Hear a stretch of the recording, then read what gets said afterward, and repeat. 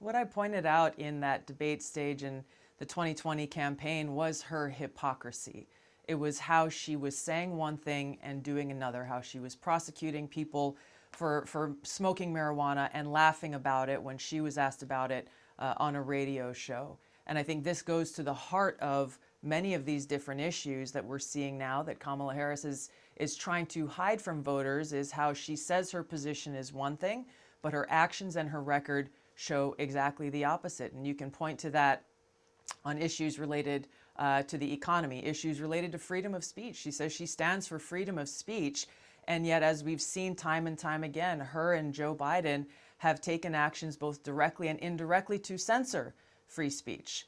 Most recently, I can point to my own experience of this, of how the Harris-Biden administration have added me to a secret domestic terror watch list the very day after Kamala Harris was endorsed by Joe Biden, and I was on TV and warning the American people about what I saw as the dangers of a Kamala Harris presidency, taking action that was clearly political retaliation. They've done this to a lot of different people, which points to how dangerous it is to have people in power so willing to abuse that power to go after political opponents.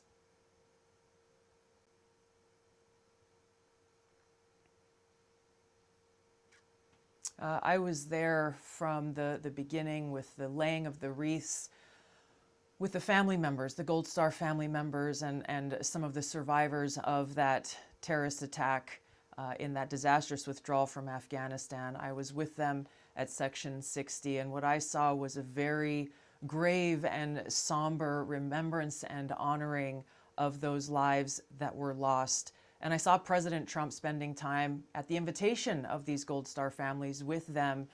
He was there for a few hours. I did not see or hear about any kind of altercation until something came out in the news later on. The families were there grieving alongside President Trump, and it was a very special moment to really remember their names, remember their memories, and understand the true cost of war and the consequences of the decisions that Kamala Harris and Joe Biden made in the execution of that withdrawal.